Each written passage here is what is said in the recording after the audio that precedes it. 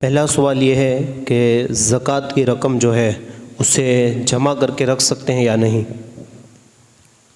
ज़कात के माल पे जब साल गुज़र जाए तो बग़ैर किसी शरई उज़र के ज़कात के माल को न रखा जाए। जितना हो सके उतना जल्द से जल्द उसके जो हक़दार है उन तक ये माल पहुँचाया जाए कि ज़कात अदा करने में ताख़ीर करना ये गुनाह है।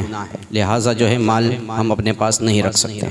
जैसा कि बहुत से लोग मतलब इसलिए रखते हैं कि भाई पूरे साल में अगर किसी को ज़रूरत पड़ती है और ज़रूरत कोई मंद ऐसा कोई मिलता है तो उसे मदद की जाए, तो इस तरह रखना सही होगा या नहीं? नहीं, इसलिए भी नहीं रख सकते हैं कि साल में जो है ये हमारा ज़न है कि आने वाले दिनों के अंदर ज़रूरत पड़ेगी तो मैं दूंगा, ज़रूरत मिलेगा, ज़रूरतमंद कोई मिलेगा तो मैं दूंगा। ये हमारी एक सोच है, एक विचार है, ज़न है हमारा। यकीन नहीं है कि आने वाले दिन में मैं रहूँगा भी या नहीं रहूँगा। खुदा ना करे रमज़ान ही के अंदर हम चल बसे तो आने वाले साल का पूरा बोझ तो हमारे पास रह जाएगा। वो ज़कात अदा जो है ना हुई तो उसका जो है हिसाब किताब तो हमारे ऊपर ही रह जाएगा।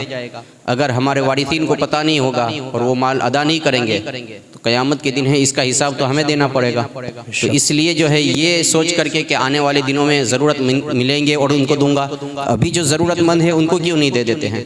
आने वाले दिनों के अंदर जो है अल्लाह रब्बुल इज़्ज़त जो है बड़ा रज़्ज़ाक़ के कहीं से गैब से इंतज़ाम फरमा देगा।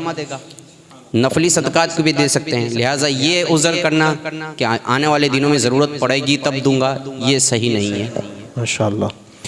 इस तरीके से एक सवाल है कि ज़कात की रकम डायरेक्ट किसी की दवा के लिए इस्तेमाल कर सकते हैं या नहीं। इसी तरीके से जैसा कि हॉस्पिटल में अचानक किसी को ज़रूरत पड़ी तो उसकी हेल्प डायरेक्ट उसके हाथ में दिए बिना ज़कात की रकम को अदा करने के लिए ये उसूल और कानून हैं कि जो मुस्तहिक़ ज़कात है, जो ज़कात लेने का हक़दार है, उसके हाथ में दिया जाए, उसकी उस पर मिल्कियत साबित होना ज़रूरी है। जब तक माले ज़कात पर शरई हक़दार की मिल्कियत साबित नहीं होगी, उस पर उसका कब्ज़ा साबित नहीं होगा, तब तक जो है ज़कात अदा नहीं होगी। लिहाजा जो है डायरेक्ट किसी को कह देना कि तेरा मैं बिल भर देता हूँ, तेरा मैं कर्ज़ा माफ़ कर देता हूँ या तेरे फुला में काम में दे देता हूँ, इस तरह नहीं चलेगी। ज़कात को जो है उसके हाथ में ही देना पड़ेगा। उसके हाथ में देने के बाद उसके पास से लेकर के हम किसी को दे सकते हैं। हाँ, दवाइयों का जो मामला है तो उसमें ये हो सकता है कि ज़कात की रकम से हम दवाइयाँ खरीदें और उन दवाइयों को जो है उसके हाथ में दे दें कि ये जो है वो दवाइयाँ आप रखें। तो ज़कात के अंदर ज़रूरी नहीं है कि हम रुपया पैसा ही दें, माल सामान भी दे सकते हैं। तो जब माल सामान है तो उसके हाथ में हम देंगे, उसका कब्ज़ा हो जाएगा, उसकी मिल्कियत उस पर साबित हो जाएगी, तो जो है ज़कात अदा हो जाएगी। लेकिन हॉस्पिटल में डायरेक्ट पेमेंट जमा करा देना या किसी की दुकान वगैरह पे डायरेक्ट पेमेंट जमा करा देना और इसको कह देना कि तू जो है वहाँ मैंने दे दिया है, तू ले लेना, इस तरह नहीं चलेगा, बल्कि जो है उसके हाथ में देना पड़ेगा। जी। एक सवाल है कि प्लॉट खरीदते वक्त तो बेचने की नीयत नहीं की थी, लेकिन बाद में बेचने का इरादा हो गया, तो उस पर ज़कात होगी या नहीं? जो भी माले तिजारत है उस पर ज़कात बनती है। यानी कि वो माल जिसको बेचने के लिए ख़रीदा है तो अब उस पर तो ज़कात है। लेकिन कुछ माल ऐसे भी होते हैं कि हमने बेचने के लिए नहीं खरीदे होते हैं, ऐसे ही अपनी ज़ाती इस्तेमाल के लिए खरीदे होते हैं, फिर आगे चल कर के उसके इस्तेमाल की ज़रूरत नहीं रहती है या किसी और प्रॉब्लम की वजह से हमें बेचने के लिए वो माल निकालना पड़ता है मजबूरी की सूरत में। तो वो माल जिसको हमने बेचने के लिए नहीं खरीदा है, तो जब तक हम उसको बेच नहीं देते हैं तब तक फिर उस पर ज़कात नहीं होगी। बीच में बेचने की नीयत कर लेने की वजह से उस माल पे ज़कात नहीं होगी जब तक बेच नहीं देंगे। बेच देंगे तो फिर अगर साल पूरा होता होगा उन दिनों के अंदर तो उस माल को भी जो है अपने पहले वाले माल के साथ मिलाएंगे और फिर जो हिसाब बनता होगा उसके हिसाब से देंगे। लिहाजा जो है बीच में नीयत करने की वजह से जो है ज़कात नहीं बनेगी।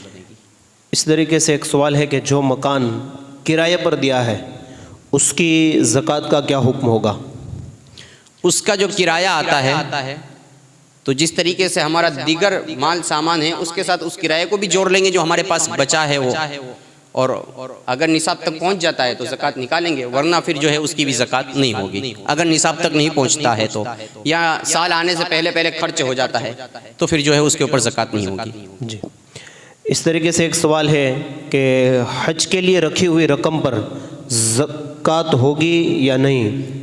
जी हाँ, हज के लिए जो रकम रखी है और अभी तक हमारे कब्ज़े में है, या हमने जो है किसी को दी है, किसी एजेंट को दिया है या किसी कमेटी वगैरह को दिया है, और अब तक जो है हमारी टिकट और वीज़ा वगैरह नहीं बना है, जैसा कि रमज़ान में नहीं बना होता है, बाद में जाकर के वो बनना रहता है, तो अब तक वो जो है पैसा वो हमारी ही मिल्कियत में है, लिहाजा उनकी ज़कात निकाली जाएगी। अच्छा, माशाअल्लाह। हाँ, अगर उनकी टिकटें वगैरह खरीद ली है, उनका वीज़ा वगैरह के अंदर जो है प्रोसेस जो होता है उस डाल दिया गया है पैसा, तो अब चूँकि जो है वो एक प्रोसेस हो जाती है तो फिर जो है अब नहीं बनेगी ज़कात। लेकिन अभी रमज़ान के महीने में तो जो है आम तौर से ज़कात उस माल की भी बन जाएगी। लिहाजा फ़िलहाल जो है अगर माल है किसी के पास और हज करने का इरादा है तो अभी उसको ज़कात निकालनी पड़ेगी। जी, इस तरीके से एक सवाल है कि जैसा कि हमारे यहाँ समूह शादी वगैरह होते हैं, तो उस समूह शादी के अंदर एक बंदा है कि लड़की वाले हैं वो ज़रूरतमंद है कि वो इस लायक है कि वो बगैर समूह शादी के अपनी बेटी की शादी कर सके, इस तरह नहीं है पोजीशन, और लड़के वाले हैं वो कैपेबल है, यानी वो खुद मालिक के निसाब है, तो अब वो लोग उस समूह शादी के अंदर शरीक हो सकते हैं या नहीं?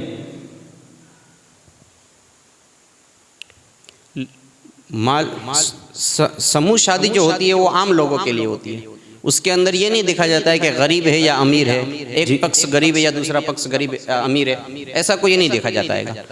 आम तौर से जो है वो समूह के अंदर ये ऐलान होता है कि जो भी बंदा जो है शरीक होना चाहे वो हो जाए। जी, लेकिन अब अगर किसी समूह शादी रखने वाले ने आम ऐलान कर दिया है तब तो फिर जो है अमीर गरीब सब जो है शरीक हो सकते हैं। जी, खुसूसी माले ज़कात से अगर समूह शादी कर रहे हैं, यानी कि स्पेशली तौर पे माली ज़कात का जमा किया है और इसके ज़रिए अब जो है समूह शादी करनी है, तो उसके अंदर जो है वो लड़की वालों की तरफ से सारा माल लगा दिया जाएगा तो हो जाएगी, वो ज़कात अदा हो जाएगी। चूँकि समूह शादी के अंदर जो आम तौर से माल सामान जो दिया जाता है वो लड़की को दिया जाता है, तो अगर लड़की वाले गरीब है और उसको वो माल दे दिया तो जो है उसमें कोई हर्ज नहीं है, चूँकि वो माल की मालिक जो है वो लड़की बन रही होती है। तो जब वो गरीब है और वो मालिक बन रही है उसकी, तो माल तो वहीं अदा हो जाएगा, लड़का तो जो है सिर्फ इजाब व कबूल के लिए शरीक होता है।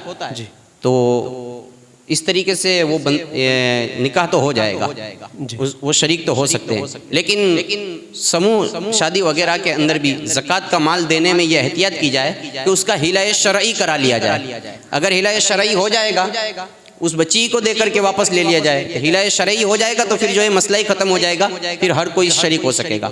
तो इसमें यह एहतियात ज़रूरी है। जी, माशाअल्लाह। सदका फ़ित्र ये किस पर वाजिब है?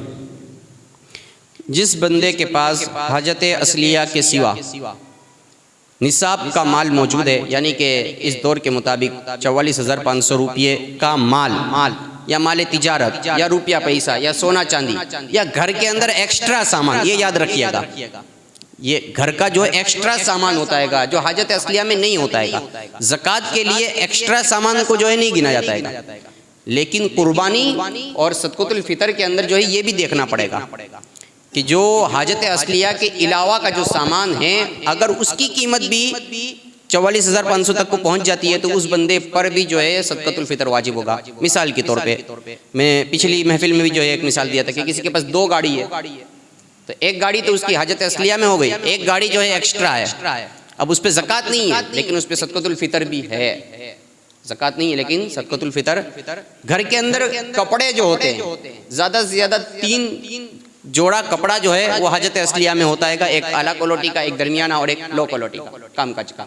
उसके अलावा जो एक्स्ट्रा कपड़े होते हैं अब उनकी जो कीमत बनती है उसका भी जो है टोटल लगाएंगे। घर के अंदर जो सामान होते हैं, जो औरतों के बर्तन वगैरह होते हैं, वो बर्तन वगैरह भी जो है कुछ हाजत असलिया में शामिल होते हैं, बाकी एक्स्ट्रा फैशन के होते हैं, दिखाने के होते हैं, उसकी ज़रूरत नहीं होती है, अब उसकी कीमत भी मिलाएंगे।